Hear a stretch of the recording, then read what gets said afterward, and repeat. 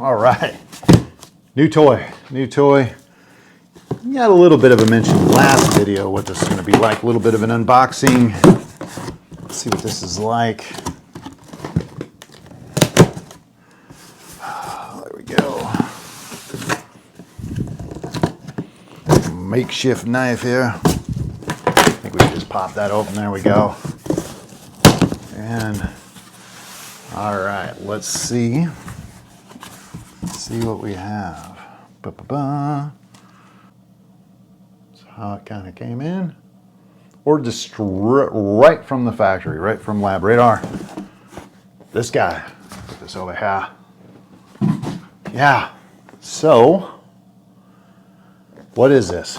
Now you guys just seen my video out on the FX chronograph, right? So one of the issues, I guess one of the drawbacks to the FX is it doesn't necessarily measure ballistic coefficient.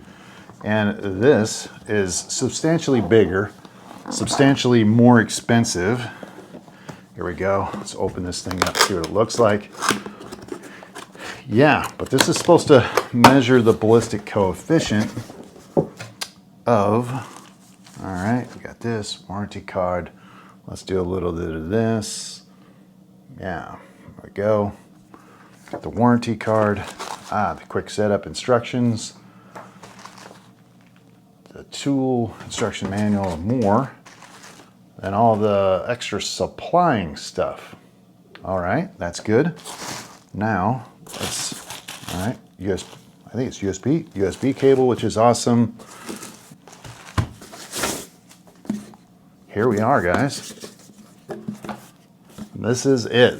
I'm gonna need a tripod stand, right? I think we can get away with a small one. We might be able to use something like this on the bench, which might not be too bad, but I'll give you a close up, here we go. Put this aside, not a lot in there. So this guy, why this guy? To measure ballistic coefficient. And here's the deal. You're seeing a lot of ads and you're seeing a lot of hype on slugs, right? And I don't doubt some of what they claim, but now everybody's getting into on the action.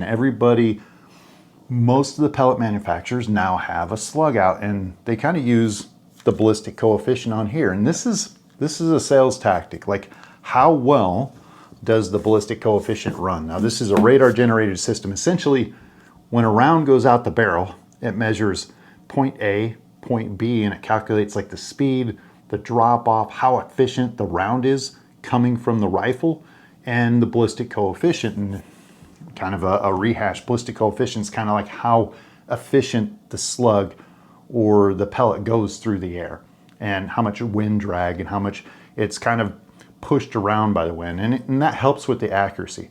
But these guys, all these slug manufacturers, like the Griffins, has a BC on there. This is 0.135, and this is 0.115, and it even gets crazier. So a typical pellet will have a ballistic coefficient of like 0.031 or something. So a 0.134 is on the magnitude of like 10 times better, obviously.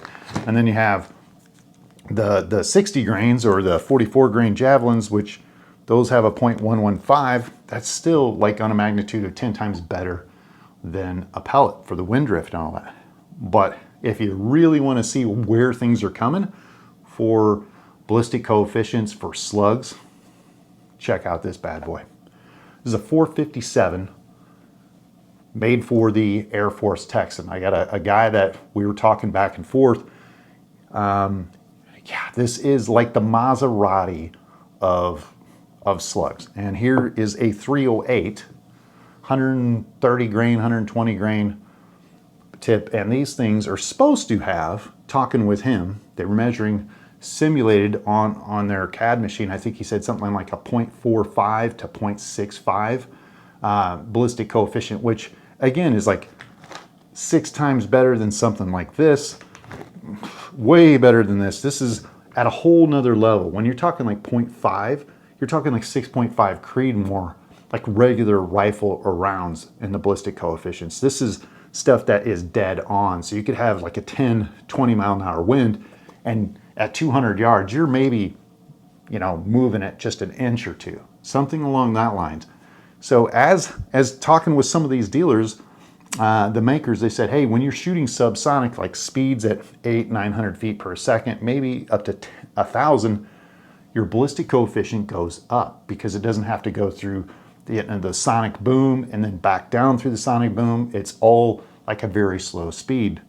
But the question is, does this really have a super high BC? Do the Griffins have a super high BC and the Javelins, or is all this kind of hype? That's what I want to kind of get to, because my sneaking suspicion is that when we start measuring it with these tools, it's not going to come out quite as rosy as what people are saying. It's just kind of cutting through the weeds and kind of getting down to business.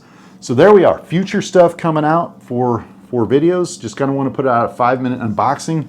This, I think, is normally $625 new. And FX has a new one. You guys brought it to me. I didn't even know that they have one that's going to do something like this, but it's $1,000 and it's not out yet.